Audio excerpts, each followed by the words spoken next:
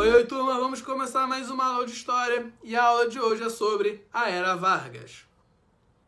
A Era Vargas foi o período em que Getúlio Vargas esteve na presidência pela primeira vez entre 1930 e 1945. Vários fatores contribuíram para a chegada de Getúlio ao poder. No fim da década de 1920, o descontentamento com os rumos do Brasil era geral. Vários grupos sociais, trabalhadores, classe média e até jovens militares e setores da oligarquia queriam participar do poder. Esse poder até então era controlado por fazendeiros de São Paulo e Minas Gerais que se alternavam no poder através da política do café com leite. A grande quantidade de revoltas e movimentos sociais que ocorreram durante a República Velha passaram a tornar o poder dos cafeicultores cada vez mais insustentável. Nas eleições de 1930, até os fazendeiros mineiros deixaram de apoiar o governo federal. Isso porque o presidente paulista Washington Luiz rompeu com a política do café com leite, indicando um outro paulista, Júlio Prestes, para assumir o governo. Os mineiros não gostaram nada disso e, em 1930, nas eleições presidenciais, apoiaram a chapa de oposição lançada pela Aliança Liberal, tendo o gaúcho Getúlio Vargas como candidato a presidente e o paraibano João Pessoa como vice. Júlio Prestes venceu as eleições, mas sob acusação de fraude. Algum tempo depois, João Pessoa foi assassinado. Esses fatos levaram os aliados de Getúlio a pegarem armas contra o governo, estourando a Revolução de 1930. Em 24 de outubro de 1930, Washington Luiz foi deposto. Em 3 de novembro, Getúlio Vargas assumiu a presidência como chefe da Revolução. Este fato acabou com a República Velha e iniciou a Era Vargas. Mais uma vez, era a elite dando um golpe contra a própria elite, sem a participação popular. E a Era Vargas é dividida oficialmente em governo provisório, governo constitucional e Estado Novo. O governo provisório durou de 1930 a 1934. Getúlio Vargas assumiu a presidência em caráter provisório até que fossem convocadas novas eleições. Nesse período, Getúlio concentrou todo o poder em suas mãos. O Congresso foi fechado. Os governadores, chamados de interventores, eram nomeados pelo próprio Getúlio. Getúlio começou seu governo atendendo às principais reivindicações dos trabalhadores. Criou o salário mínimo, estabeleceu jornada de 8 horas de trabalho, repouso remunerado, férias e indenização trabalhista. Por outro lado, o governo também começou a exercer um controle muito grande sobre os trabalhadores, limitando o poder dos sindicatos. Os trabalhadores, então, não tinham liberdade para se manifestar. Os paulistas, especialmente os fazendeiros de café, não se conformavam com a derrota sofrida na Revolução de 30 e queriam reconquistar o controle do governo. Esse fato levou à eclosão da Revolução Constitucionalista. A Revolução Constitucionalista ocorreu em São Paulo em 1932. Além da derrota sofrida em 1930, os paulistas não aceitavam o interventor que Getúlio tinha nomeado para o Estado. Essa revolução foi chamada de constitucionalista, pois seus líderes diziam defender o fim do governo provisório e a elaboração de uma nova Constituição para o Brasil. Em maio de 1932, tornaram-se mais intensas as manifestações contra o governo provisório. Os manifestantes assaltaram uma casa de armas e redações de jornais que eram a favor do governo. Em resposta, as forças do governo federal reagiram e 4 estudantes foram mortos. Eles se chamavam Martins, Miragaia, Drauzio e Camargo. Então a sigla MMDC se tornou o símbolo da Revolução que estourou em 9 de julho de 1932.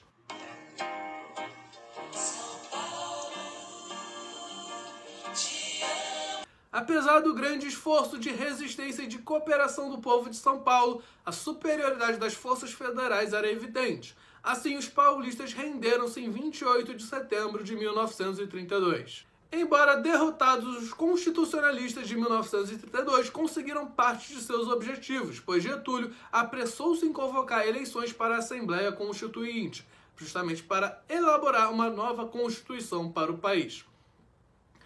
Essas eleições aconteceram em maio de 1933. Foram as primeiras realizadas após a Revolução de 1930 e ocorreram de forma diferente das eleições praticadas na República Velha. Por exemplo, o voto se tornou secreto e obrigatório. Todos os brasileiros alfabetizados acima de 18 anos puderam votar, inclusive as mulheres. A Justiça Eleitoral organizou e fiscalizou essas eleições. A Assembleia Constituinte foi instalada no dia 15 de novembro de 1933. A nova Constituição, a segunda do período republicano, foi promulgada no dia 16 de julho de 1934. No geral, a Constituição de 1934 estava mais voltada para os interesses da população. Além da garantia de vários direitos para os trabalhadores, havia um capítulo sobre a educação e a cultura. O governo constitucional durou de 1934 a 1938. A Constituição de 1934 previa a eleição direta para presidente da República. Porém, Getúlio foi eleito pela Assembleia Constituinte para exercer mandato até 1938. Durante esse período, Getúlio Vargas teve que lidar com grupos que fizeram oposição ao seu governo. Dentre esses grupos estavam os comunistas e integralistas, representantes da esquerda e direita do Brasil. Mesmo com as mudanças efetuadas no Brasil em favor dos trabalhadores, haviam correntes políticas que defendiam mudanças mais profundas e imediatas no país. Dentre essas correntes destacava-se o Partido Comunista Brasileiro, fundado em 1922.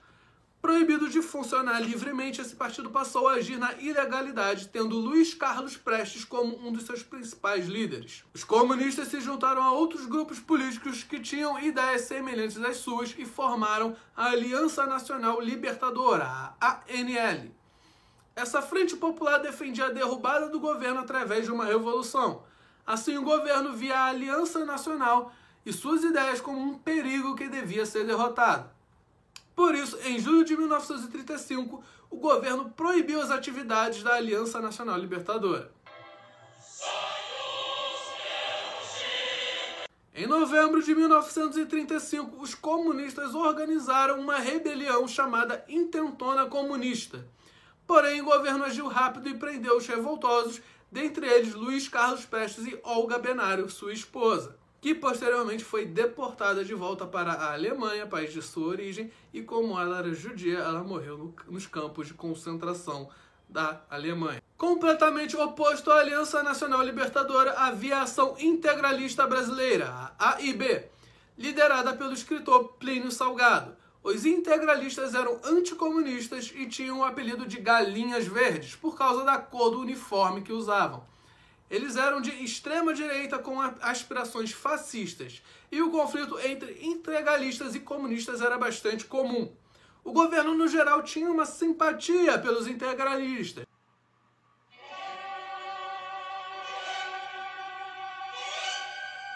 Porque Getúlio, afinal, se esperava muito no fascismo também.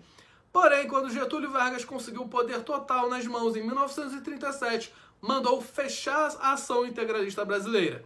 Os integralistas se revoltaram e, em maio de 1938, atacaram a sede do governo no Palácio Guanabara com o objetivo de matar Getúlio. Mas a ação foi reprimida pelas forças do governo. O governo do Estado Novo durou de 1937 a 1945. Ele foi implantado por Getúlio para conseguir se manter no poder, já que novas eleições estavam marcadas para 1938. Para se manter no poder, Getúlio inventou uma conspiração comunista com a ajuda do capitão Olímpio Mourão Filho. Essa conspiração foi relatada no chamado Plano Collor. Ou seja, até 1937, Getúlio ainda conseguia se manter no poder de forma democrática, apesar de suas ações bastante autoritárias. Então, em 1937, ele inventou um plano de que os comunistas estavam tentando assumir o poder. Então, se valendo do medo do comunismo, Getúlio Vargas conseguiu implantar um novo tipo de governo autoritário e se tornar um ditador. Esse suposto plano previa que haveria greves, assassinatos de líderes políticos e igrejas incendiadas. Getúlio convenceu as Forças Armadas que só uma ditadura conseguiria controlar os comunistas. Assim, as Forças Armadas apoiaram um golpe de Getúlio, preparado para o dia 10 de novembro de 1937. Nesse dia foi instalado o chamado Estado Novo, que acabou caracterizado como ditadura. Com amplos poderes nas mãos, Getúlio fechou o Congresso Nacional, acabou com os partidos políticos, censurou a imprensa e passou a nomear pessoalmente os interventores dos estados brasileiros. Para fazer a propaganda de Getúlio do Estado Novo, foi criado o Departamento de Imprensa e Propaganda, o DIP, em dezembro de 1939. O DIP foi criado para controlar, orientar e coordenar a propaganda oficial do governo, que se fazia em torno da figura de Getúlio Vargas. Abrangia a imprensa, a literatura, o teatro, o cinema, o esporte e qualquer outra manifestação cultural. Além disso, grandes festas cívicas eram organizadas em homenagem a Vargas, de modo especial no Dia do Trabalho, 1º de maio. Estas festas também ocorriam no aniversário de Getúlio, no dia 19 de abril. O rádio foi um meio de comunicação muito utilizado por Getúlio com a criação do programa A Hora do Brasil. Esse foi um dos meios através dos quais Getúlio construiu a imagem de pai dos pobres.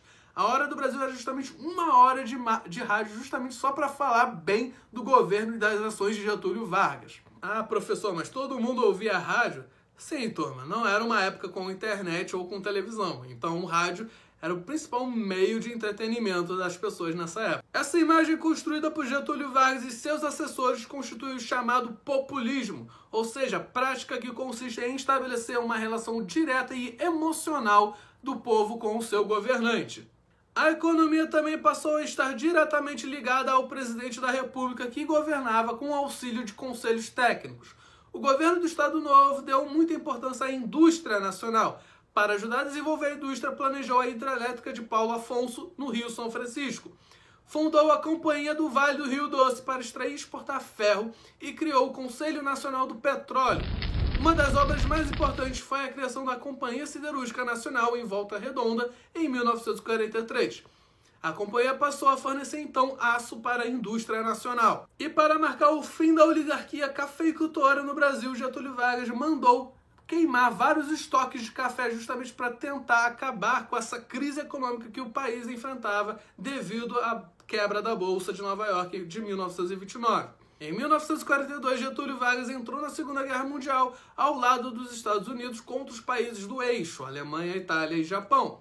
A Força Expedicionária Brasileira, a FEB, criada em 1943, levou 25 mil soldados, chamados pracinhas, para combater na Itália em agosto de 1944. Em 1945, a guerra acabou com a vitória dos aliados, dos Estados Unidos, Inglaterra e União Soviética, e as ditaduras totalitárias chegaram ao fim na Alemanha e na Itália. Com a volta dos pracinhas ao Brasil, na festa da vitória, boa parte da população passou a se manifestar contra a ditadura de Getúlio. Foram erguidas faixas contra o Estado Novo e a favor da democracia. Diante das pressões, Getúlio Vargas convocou eleições, concedeu anistia aos presos políticos e deu liberdade para a organização de partidos políticos. Em outubro de 1945, as Forças Armadas forçaram Getúlio a deixar o poder. Ele saiu do Palácio Guanabara e, ao descer as escadas, ele diz para o exército: "Eu saio daqui, mas volto pelas mãos do próprio povo." Uma frase profética, mas isso já é uma outra história. Então, turma, terminamos a aula de hoje. Tchau, tchau e lavem as mãos.